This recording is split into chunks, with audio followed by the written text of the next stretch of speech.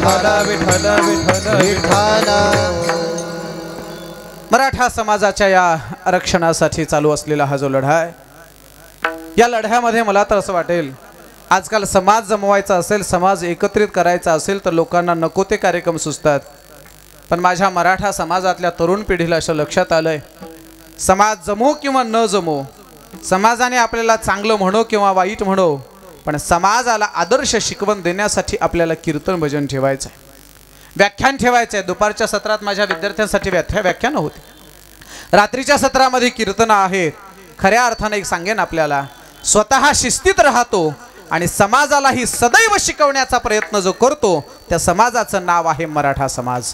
ऐका मायबा, स्वतः शिस्तीत कसं राहावं हे या समाजाकडनं शिकावं, आपलं जीवन शिस्तीत कसं जगावं आणि दुसऱ्यालाही शिस्त कशी शिकवावी हे जर कोणाकडून शिकायचं असेल तर ते मराठा समाजाकडून शिकू। आपल्या सर्वांना माहित आहे, मागच्या लढ्यामध्ये म्हणजे याच्या अगोदर आपण जिल्ह्यावाईज मोर्चे केले होते, 50 पेक्षा अधिक मोर्चे जिल्ह्यात झाले होते।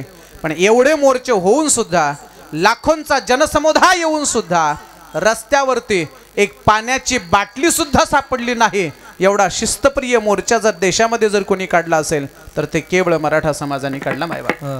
त्या गोष्टी सांगाव्या लागतील। कितीतरी मोर्चे झाले पण कुणाला खर्चटलं नाही। एखादा जर आजारी व्यक्ती असेल तर त्या ॲम्ब्युलन्सला शिस्तीमध्ये रस्ता तयार करून देणारा समुदाय जर कोणता असेल तर तो मराठा समुदाय आहे।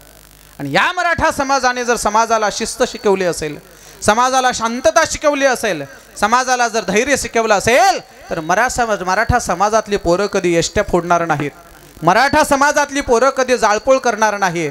आणि जी पोरं जाळपोळ करतील आणि एष्ट्या फोडतील तर कदाचित ती मराठा समाजाची नसतील, हा माझा ठाम विश्वास आहे। विठ्ठला विठ्ठल विठ्ठल विठ्ठल विठ्ठल विठ्ठल विठ्ठल। शांततेच्या मार्गाने चालू असलेलं हे आंदोलन आहे। ऐका मायबाप, ज्या व्यासपीठावरनं बोलतोय, ज्या ठिकाणावरून मी बोलतोय ती जागा काही सामान्य नाही।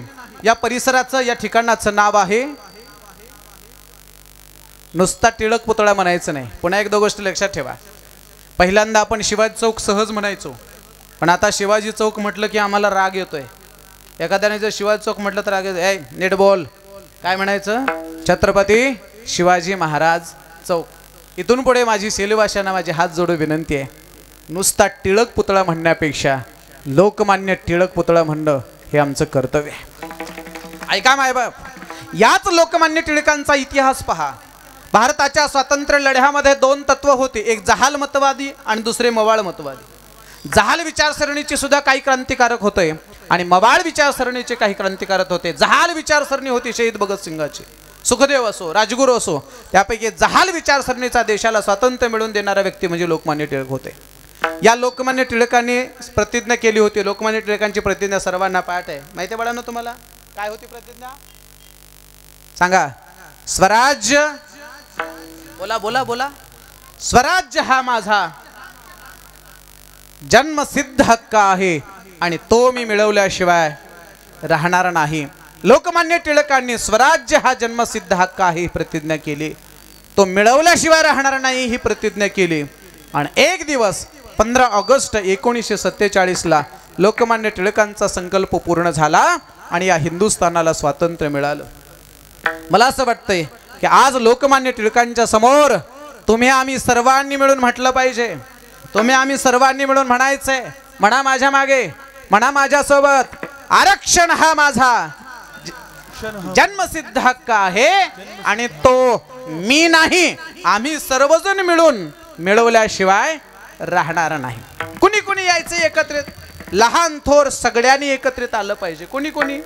यारे यारे लहान थोर याती भलत्या नारी नर, हो करावा विचार लगे दिलता कोणाची। यारे यारे लहान थोर याती भलत्या नारी नर, हो करावा विचार चिंता कवना। यारे यारे लहान थोर याती भलत्या नारी नर, करा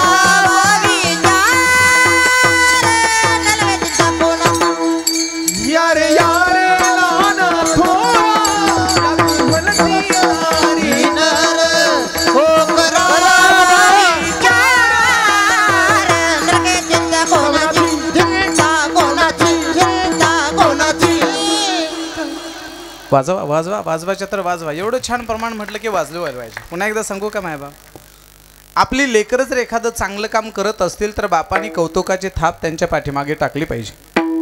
आपल्या सेलूतली ही जर तरुण लेकरं तरुण मंडळी जर चांगलं गात असतील तर सेलूतल्या आपल्या मायबापांनी आपल्या लेकरांना आशीर्वाद दिला पाहिजे, मनातून टाळ्या वाजवल्या पाहिजेत. जर चांगलं वाटलंच तर वाजवायचं. सांगतो म्हणा ऐका, आपली माणसं जेव्हा एखादं चांगलं काम करत असतील तर त्या चांगल्या कामाचं तोंड भरून कौतुक करा.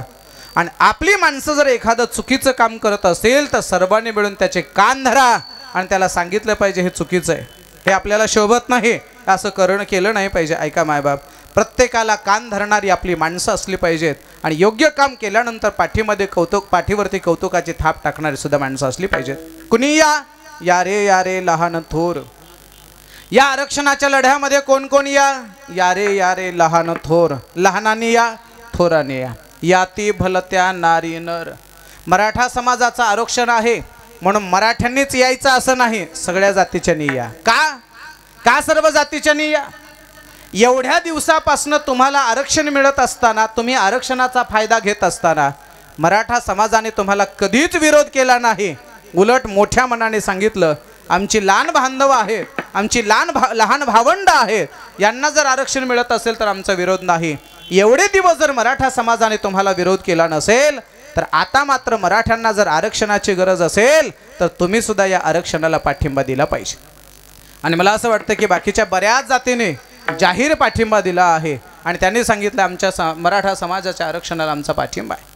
सगळ्यांनी याते भलत्या नारी नर. करावा विचार न लगे चिंता कवणासी.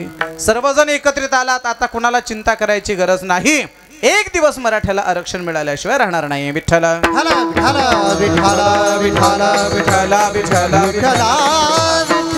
सगळ्यांनी मिळून केलेला लढा कसा असतो ऐका मायबाप. एकटे जरांगे पाटील जर उपोषणाला बसले असते, त्यांना जर तुमचा आमचा पाठिंबा मिळाला नसता तर शासनावर एवढा दबाव तयार झाला नसता. ऐका, एका माणसाची शक्ती आणि समाजाची शक्ती याच्यातला एक फरक सांगतो आणि पुढे चलतो. ऐका, सेलू सारखं आपलं शहर, बाजूच्या एखाद्या गावची एक माऊली आठवड्याच्या बाजारला आली. शनिवारचा बाजार, संपूर्ण बाजार केला, बाजार करून ती परत निघाली. परत निघाल्यानंतर फक्त रिक्षा पुरते, बस पुरते तिच्याकडे 10 रुपये शिल्लक होते. लहान लेकरू तिच्या सोबत होतं. वाटेत चालता चालता आता बस स्टँडकडे जाता जाता भाजलेल्या शेंगाचा गाडा होता. ऐका, थोडं लक्ष द्या. भाजलेल्या शेंगाचा गाडा असताना ते लेकरू आईला म्हणतंय, आई हे माय, मला त्या शेंगा खायच्यात. पण दुर्दैव असं होतं की माईजवळ 10 रुपयापेक्षा दुसरं वरचा 1 रुपया सुद्धा नव्हता. पुन्हा एक गोष्ट सांगू आपल्याला, माणसाला सगळी सोंग आणता येतात पण पैशाचं सोंग कधी आणता येत नाही. आमच्यासारखे कीर्तनकार म्हणत असतील पैसा पैसा पैसा, काय करता, पण प्रत्येक गोष्टीला पैसा लागत असतो, ही गोष्ट लक्षात ठेवा. लेकराचा हात धरला आणि माय अशी ओढून पुढे न्यायला लागले. चल, सारखं काही ना काही मागतो, एवढं मोठं खाल्लंच आणखी शेंगा मागतो. आई म्हणते, माय मला शेंगा आवडल्यात, मला शेंगा खायच्यात, आपल्याकडे भाजलेल्या शेंगा मिळत नाही. आई ओढायला लागली, लेकरू शेंगा खायचं म्हणते. या दोघांचा झालेला जो वाद होता, तो वाद त्या शेंगाच्या गाड्यावाला जो होता ना, गरीब माणूस होता. आणि पुन्हा एकदा सांगतो, गरीब माणसं दिलदार असतात आणि जेवढे मोठे असतात तेवढे मात्र खोटे असतात. बघा तुम्ही, गावागावात सुद्धा कुठेही लोकवर्गणी अखंड हरिनाम सप्ताह असू द्या, गरीबाच्या पट्टीचे आकडे मोठे असतात आणि मोठ्याचे आकडे उगा नुसते अगदी लाज वाटण्यासारखे असतात. माणसं मनाने मोठी असली पाहिजेत, पैशाने मोठी असणारी माणसं काही कामाची नाहीत. तो शेंगाच्या गाडावाला, त्याचा संसार दररोजचा 500 रुपयाचा धंदा. त्या गाड्यावाल्याच्या लक्षात आलं की लेकरू शेंगा मागतंय आणि माईजवळ पैसे नाहीत. आई मात्र त्याला पुढे ओढते. शेंगावाल्या गाड्याने त्या आईला आवाज दिला, ताई थांबा 2 मिनिट. ती माऊली थांबली. काय म्हणतंय लेकरू? काही नाही दादा, भरपूर खाऊ घातली याला तरी शेंगा खायचं म्हणतंय. शेंगा खायच्या म्हणतात, मग घ्या ना पाव किलो, घ्या ना अर्धा किलो. त्या माऊलीने हात जोडले, डोळे भरून आणले, सांगितलं, दादा परिस्थिती नाजूक आहे, मोलमजुरी करते, मालकाला नोकरी नाही, मी हातावरचं काम पडेल ते करते, 6 दिवस काम करते, 7व्या दिवशी मिळाली मजुरी का घेते आणि बाजारला आणून कसं तरी घर भागवते, गुंटाभर शेती नाही, नोकरी नाही, परिस्थिती नाजूक आहे, माझं दुःख कशाला सांगू तुला. दुकानदार त्या गाड्यावाल्याच्या डोळ्यात पाणी आलं, डोळे भरून आले आणि त्यांनी सांगितलं, ताई परिस्थिती नाजूक आहे पण लेकरू शेंगाचा हट्ट करते, असं करा ना, असं करा ना, घ्या शेंगा आणि द्या त्या लेकराला, रुपया देऊ नका, आले पैसे तर पुढच्या बाजारला द्या, नाहीतर देऊ नका, माझ्यातर्फे शेंगा घ्या. माऊलीचे डोळे भरून आले. एकदा लेकराकडे पाहिलं, एकदा त्या दादाकडे पाहिलं. आणि लेकराकडे पाहत असताना त्या गाड्यावाल्या दादाकडे पाहत असताना माई त्या लेकराला राग म्हणली, घे तुला काय घ्यायचे ते. लेकराकडे ओरडली, घे तुला काय घ्यायचे ते शेंगा म्हणली. आणि त्या लेकराला गाड्याच्या जवळ उभा केलं. गाड्याच्या जवळ उभा केल्याबरोबर तिला वाटलं होतं आता लेकरू मुठ मारेल आणि शेंगा घेईल. पण ते लेकरू साधं नव्हतं महाराज, ते बी मराठ्याचं लेकरू होतं. त्या लेकराने माईकडे बघितलं आणि माईला सांगितलं, माय मी शेंगा घेणार नाही. अरे घे ना, दुकानदाराने परवानगी दिली आपल्याला, गाड्यावाल्याला शेंगा घ्यायला परवानगी दिली. लेकराने सांगितलं नाही घेणार. अरे घे. नाही घेणार आई. का घेणार नाहीस? मी घेणार नाही. तुला जर द्यायचे असतील तर तू घे आणि मला दे. माय पुन्हा पुन्हा म्हणते तू घे, पण आई लेकरू काही घेत नाही. शेवटी माईनं मुठभर शेंगा घेतल्या. मुठभर शेंगा घेतल्यानंतर लेकराच्या हातात दिल्या. 10 शेंगा हातात बसल्या, 10 शेंगा वरच्या खिशात, 10 शेंगा खालच्या खिशात. आईचे डोळे भरून आले. आनंद वाटला. का आनंद वाटला सांगू का? आपलं लेकरू जेव्हा एखादं चांगलं काम करतं त्यावेळेला त्या माईला त्याच्यासारखा पुरस्कार दुसरा कोणताच नसतो. आज प्रसाद महाराजासोबत माझ्या या 4 बांधवांचं नाव सेलून आहे. तालुक्यामध्ये सगळी माणसं घेत आहेत. आरक्षणासाठी 4 बांधवांनी उपस्थान केले. याचा आनंद तुम्हा मला जेवढा नाही त्याच्यापेक्षा जास्त आनंद जर कोणाला असेल तर ते प्रसाद महाराजाच्या माईला आहे, महाराज आईला आहे. आपल्या सर्वांना माहीत आहे. आईचे डोळे भरून आले आणि थोडंसं पुढं गेल्यानंतर आईने त्या लेकराला विचारलं, बाळा तू कोणाचं कीर्तन ऐकलंस का, भागवत ऐकलंस का, शाळेत गेला का, काय झालं रे? तो दुकानदार दादा तुला फुकट शेंगा घेत म्हणत होता, तो शेंगा घेतला नाहीस.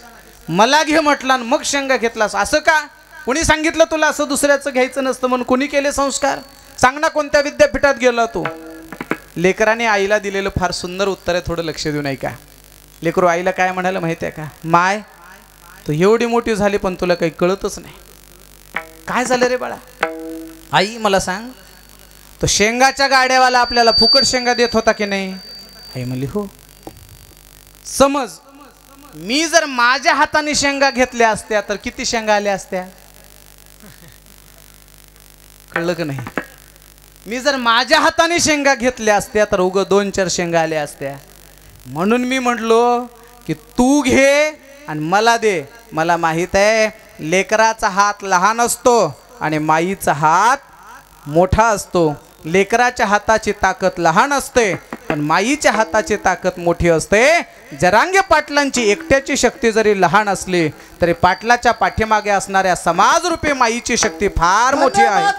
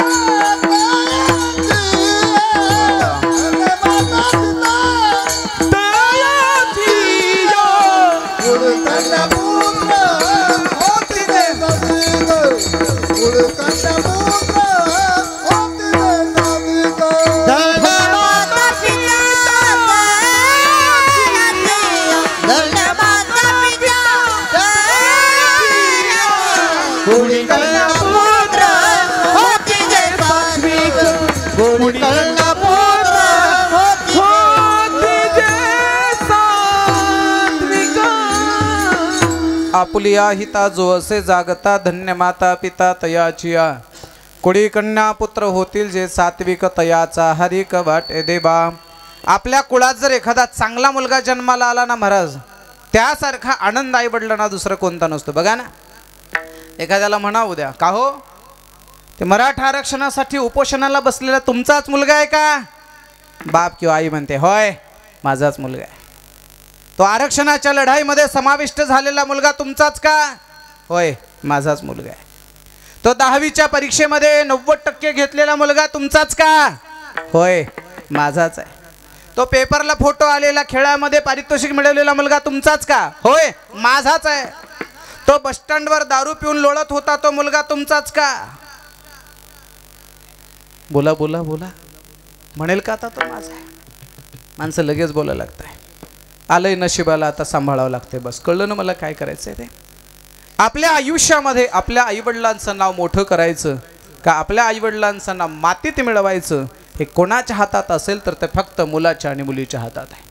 महाराजांनी तर अनेक ठिकाणी प्रार्थना केलीत.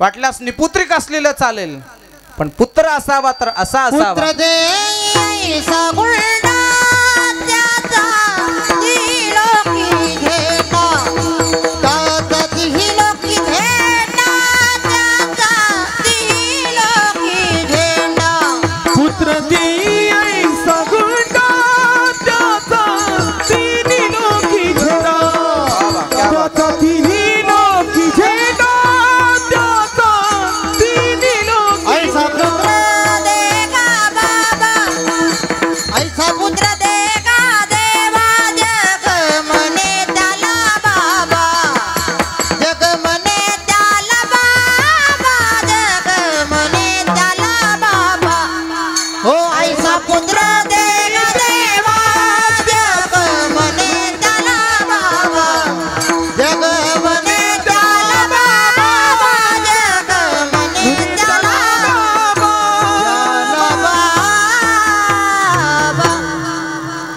पहिलं अभंगाचं प्रमाण म्हटलेलं तुकोबारायचं आणि दुसरं प्रमाण म्हटलेलं चोखोबारायचं. दोन्ही प्रमाण आपल्या लक्षात आले. पुत्र व्हावा कसा व्हावा? एक पुत्राचे 3 प्रकार आहेत. एक सुपुत्र, दुसरा कुपुत्र आहे आणि दुसरा नुसतं पुत्र आहे. स्वतःच्या आईबापाचा कामापुरता सांभाळ करतो तो पुत्र. स्वतःच्या मायबापाला जिवंतपणीच लाता घालतो तो कुपुत्र. आणि मायबापाचं नाव आहे त्यापेक्षा मोठं करतो त्याचं नाव आहे सुपुत्र. विठ्ठल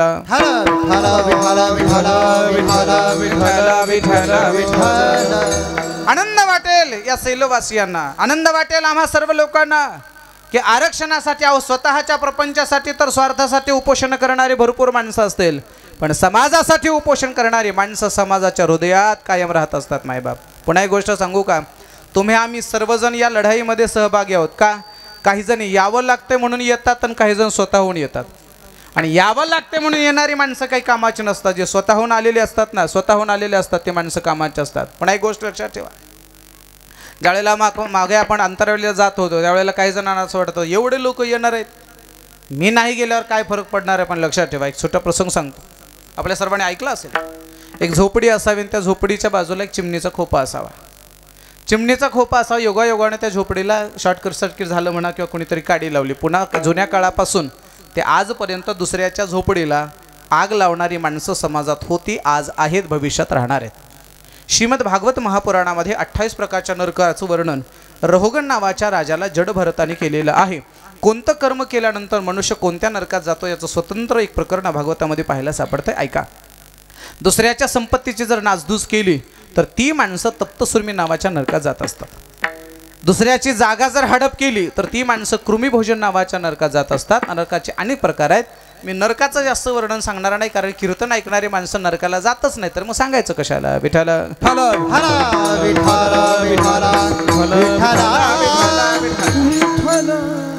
झोपडीला कोणीतरी आग लावली. आग लागल्याबरोबर ते झोपडीची जी राहणारी लोक होते त्याच्यातले ओरडायला लागले, महाराज धावा रे, पळा रे बाबा, झोपडी जळते, माझं घर जळतंय. गावातली सगळी माणसं धावत आली. एक गोष्ट बोलतो ऐका. जुन्या काळात जर एखादी गोष्ट जळत असेल त्यावेळेला बाकीची माणसं आवाज दिल्यावर येत होती विझवायला. आताच्या काळामध्ये जर एखादी गोष्ट जळत असेल तर बाकीची माणसं लवकर धावत येतात, विझवायला नाही, मोबाईलमध्ये शूटिंग काढून व्हायरल करायला. पुढीलाच घात इच्छिताती, पुढीलाच घात इच्छिताती, पुढीलाच घात इच्छिताती, पुढीलाच घात इच्छिताती. देणे नाही केले आपुले स्वहित, पुढीलाच घात इच्छिताती, पुढीलाच घात इच्छिताती. जेणे नाही केले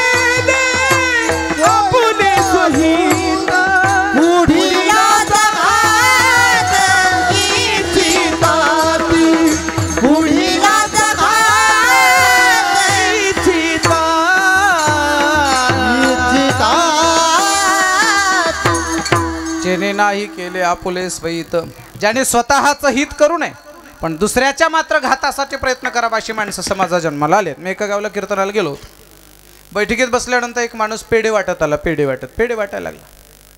पेढे माझ्या हातात पडल्यानंतर त्यांना सहज विचारलं, का हो कशाचे पेढे आहेत? एक जणाने सांगितलं, नेमकंच आमच्या ग्रामपंचायतच्या निवडणुका झाल्या. पण निवडणुका झाल्यानंतर मी सहज म्हटलं, आता पेढे हातात पडले तर निवडणुका झाल्यानंतर समज माझा झाला की जिंकून आले. मीच त्यांना सहज असं म्हटलं, तुम्ही पेढे वाटताय? म्हटले हो. का पेढे वाटताय? किती मतांनी निवडून आलात? ते मला निवडून आलो नाही, भावकीच्याला पाडलं म्हणून मी पेढे वाटतोय. कळलं ना? मी पडलो याच्यापेक्षा भावकीचा कसा पडेल याच्यामध्ये माणसाला जास्त आनंद आहे. माणसं स्वतःचं तर कल्याण करतच नाहीत पण दुसऱ्याचं वाईट करण्याचा प्रयत्न करतात. ऐका मायबाप, झोपडी जर जळत असेल तर त्या झोपडीची शूटिंग करण्यापेक्षा, एखादा माणूस जर अपघातामध्ये रक्ताच्या थारोळ्यात रस्त्याच्या कडेला पडल्यानंतर त्याचा फोटो काढून व्हायरल करण्यापेक्षा, त्याला जर गाडीमध्ये टाकून किंवा ॲम्ब्युलन्सला बोलवून जर दवाखान्यापर्यंत पाठवलं तर ते आपलं नैतिक कर्तव्य आहे. झोपडी जळत होती. झोपडी जळत असताना प्रत्येकजण आपापल्या पद्धतीने झोपडीची ते आग विझवण्याचा प्रयत्न करत होता. झोपडीची आग विझवता विझवता छोटीशी चिमणी होती. त्या चिमणीचंही घरटं त्याच्यामध्ये जळत होतं. चिमणी बाजूला जात होते. एका रांजणात चमचा थेंबभर पाणी चोचीमध्ये घेत होते. झोपडीवरती टाकत होते. पुन्हा रांजणाकडे जात होते. पुन्हा चोचीत पाणी घेत होते. झोपडीवरती टाकत होते. पाहता पाहता पाहता 50 चक्रा तिच्या त्या झोपडीकडे झाल्या. वरून पाण्याचा थेंब टाकावा. मी हळूच त्या चिमणीला विचारलं, ए चिवताई, अरे एवढी मोठी आग जळायला लागली, एवढी मोठी झोपडी जळते आणि ज्या वेळेला झोपडी जळत असताना तुझ्या चोचीतल्या पाण्याच्या थेंबाने काय फरक पडणार आहे? हे काय आग विजायची थांबणार आहे का? चिमणीने दिलेलं उत्तर फार महत्त्वाचं आहे. ते काय म्हणाली माहिती आहे का? आय नो, मला माहीत आहे, मला याची कल्पना आहे की माझ्या चोचीतल्या पाण्याने ही झोपडी विझणार नाही. मला माहित आहे माझ्या चोचीतल्या पाण्याच्या थेंबाने ही झोपडी शांत होणार नाही, मला माहित आहे.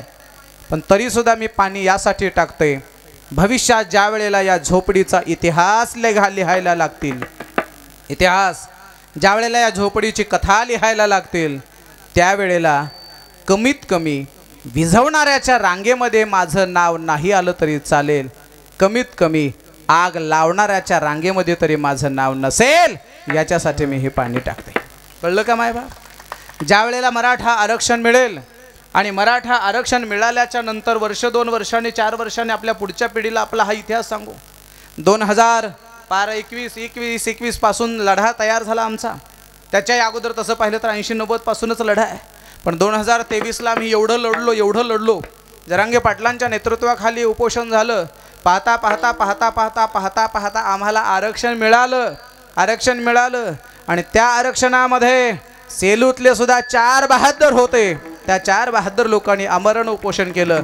याची नोंद इतिहासामध्ये झाल्याशिवाय राहणार नाही मायबाप. आणि नुसते त्यांनीच उपोषण केलं नाही तर त्या उपोषणाला, या साखळी उपोषणाला सेलू आणि परिसरातील असंख्य मराठा तरुण या उपोषणामध्ये सहभागी आहेत. दादा, अरे घरात बसणाऱ्याच्या रांगेमध्ये तरी कमीत कमी आपलं नाव येणार नाही, म्हणून आपण सर्वजण या मराठा आरक्षणाच्या लढाईमध्ये उपस्थित आहोत. ऐका, कुठलाही लढा उभा राहत असताना त्या लढ्याला एक धार्मिक अधिष्ठान लागतं, महाराज, धार्मिक झेंडा लागतो. आपल्या सर्वांना माहीत आहे. ज्या दिवशी आपण अंतराळीला गेलो त्या दिवशी आमच्या सोनाली ताईंचं करपेंचं ताईंचं कीर्तन होतं. बाबासाहेब महाराज, प्रसाद महाराज, आम्ही सर्वजण गेलो. थोडंसं तिथे लोकांचा गोंधळ चालू होता. कीर्तन सुरू झालं होतं. जरांगे पाटलांनी एक वाक्य वापरलं, माईक हातात घेतलं आणि सांगितलं, आपण धर्माला मानणारी माणसं आहोत. अगोदर कीर्तन भजन व्यवस्थित होईल आणि नंतर आपल्या भेटीगाठी होतील. आम्ही धर्माला मानणारी माणसं आहोत. जेवढ्या देशामध्ये क्रांती झाल्या, जेवढ्या देशामध्ये मोठमोठ्या लढाया झाल्या, त्या प्रत्येक गोष्टीला धर्माचं अधिष्ठान आहे महाराज. आणि धर्माचं अधिष्ठान असलं पाहिजे. आम्ही ज्या धर्मामध्ये जन्माला आलो त्या धर्माचा झेंडा जिवंत असला पाहिजे. ऐका मायबाप, झेंडा जरी दिसायला साधा असला तरी तो झेंडा फडकवण्यासाठी काय कष्ट असतात याचं वर्णन माऊली अभंगाच्या पहिल्या चरणात.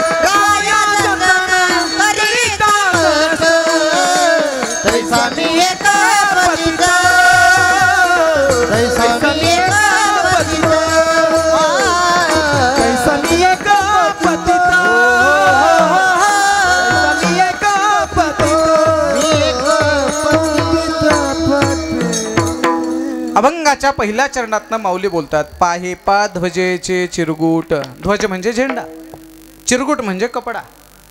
ध्वजाची कपडा, ध्वजाचा जो झेंडा आहे किंवा ध्वजाचं जे चिरगुट आहे कपडाच आहे मला, चिरगुटच आहे. पण त्या चिरगुटावर जेव्हा एखादा रंग, एखादी मुद्रा, एखादा निशाणा जेव्हा त्याच्यावर लावला जातो त्यावेळेला त्याचं स्वरूप प्राप्त होतं, त्याला म्हणतात ध्वजा. बघा तुम्ही, या ध्वजावरती भगवा आहे किंवा आमची छत्रपती शिवाजी महाराजांची मूर्ती म्हणा, शिवाजी महाराजांचा फोटो म्हणा किंवा राजमुद्रा म्हणा, जोपर्यंत हे त्याच्यावरती टाकलं जात नाही किंवा प्रिंट केले जात नाही तोपर्यंत ते अगोदर चिरगुट आहे, पण नंतर मात्र तो झेंडा आहे. ऐक, लक्षात ठेवा. आणि हा झेंडा फडकवण्यासाठी एवढं साधं सहजासहजी होत नाही. जसं आपल्याला माहिती आहे, भारताचा राष्ट्रध्वज हा तिरंगा आहे. हा तिरंगा झेंडा लाल किल्ल्यावर फडकवण्यासाठी अनेकांना, क्रांतिकारकांना आपल्या देहाचं बलिदान द्यावं लागलं. म्हणून आपण नेहमी असं म्हणत असतो, मी असं म्हणेन आपल्याला, जसं आपण स्वतंत्र भारतामध्ये नांदत असताना कधीतरी आपण या देशवासियांना म्हटलं पाहिजे, त्यांची ही आठवण कधीतरी आपण ठेवली पाहिजे. लहरा लो तिरंगा प्यारा, पर मत भूलो सीमा पर, वीरों ने है प्राण गवाए, कुछ याद उन्हें भी करना, कुछ याद उन्हें भी कर लो, जो लौट के घर ना आए, जो लौट के घर ना आए. याचाही विचार केला पाहिजे की आज आम्ही स्वतंत्र भारतात आहोत, पण या स्वतंत्र भारताचा तिरंगा झेंडा फडकवण्यासाठी या देशाच्या क्रांतिकारकांना स्वतःचं बलिदान द्यावं लागलं. त्यावेळेला तर द्यावंच लागलंच. आजही भारताच्या सीमेवरती झेंडा फडकवण्यासाठी, मी नेमकं कालच बद्रीनाथ येथून आलो. श्री क्षेत्र आपलं ते 4 धामापैकी एक धाम बद्रीनाथ आहे. ते भारत आणि चीनच्या बॉर्डरवर आहे. भारताचं शेवटचं गाव आहे बद्रीनाथपासून 4 किलोमीटरवर माना नावाचं गाव आहे. त्या माना आणि बद्रीनाथला आता बर्फ पडायला सुरू झाला, आणि बर्फ पडला की बद्रीनाथ मंदिराचे कपाट, दरवाजे सगळे बंद होतात आणि बद्रीनाथ मानाला राहणारे सगळी लोक खाली येतात. मी तिथल्या लोकांना विचारलं, सगळी माणसं जेव्हा कपाट बंद झाल्यानंतर खाली येतात तेव्हा इथे कोण राहतंय? त्यावेळेला तिथल्या लोकांनी सांगितलं, इथे फक्त मिलिटरी राहते. म्हणजे आमचे सैनिक तसल्या थंडीमध्ये राहतात. टमाटर त्यांना जरी चिरायचं असलं तरी ते फोडावं लागतं, एवढं घट्ट होतंय, एवढा बर्फ आज तिथे पडतोय. पण त्याही सीमेवरती माझ्या देशाचे सैनिक माझ्या देशाचं रक्षण करतायत. कधीतरी आम्ही त्यांची सुद्धा आठवण ठेवली पाहिजे. देशाला स्वातंत्र्य मिळवणाऱ्यांची आठवण आम्ही ठेवली पाहिजे. आणि या महाराष्ट्रामध्ये आम्हाला जगण्याचा अधिकार दिला, या महाराष्ट्राच्या हिंदूचे जगाला ओळख करून देणार आमचा राजा, त्यांचं नाव आहे छत्रपती शिवाजी महाराज. माझी हात जोडून विनंती आहे, एखाद्या वेळेला जन्म देणाऱ्या बापाचं ना दर्शन नाही घेतलं तरी चालेल, एखाद्या वेळेला जन्म देणाऱ्या बापाच्या पाया नाही पडले तरी चालेल, फक्त दिवसातून एकदा तरी माझ्या छत्रपतींचे पाय स्पर्श केल्याशिवाय घरातून बाहेर पडू नका. हो मायबाप, का पडू नका सांगेन मी आपल्याला. आमच्या बापाने फक्त आपल्याच लेकराचा विचार केला असेल. माझ्या बापाने, आपल्या बापाने फक्त एकच विचार केला की माझं लेकरू काय खाईल, माझ्या लेकराला नोकरी लागेल की नाही, माझं लेकरू नीट राहील की नाही, म्हणजे विचार केला. पण स्वतःच्याच पोराचा विचार केला. पण माझ्या राजांनी स्वतःच्या पोराचा विचार केला नाही, तर जगाचा पोराचा विचार करणारा आमचा बाप आहे महाराज. हिंदवी स्वराज्य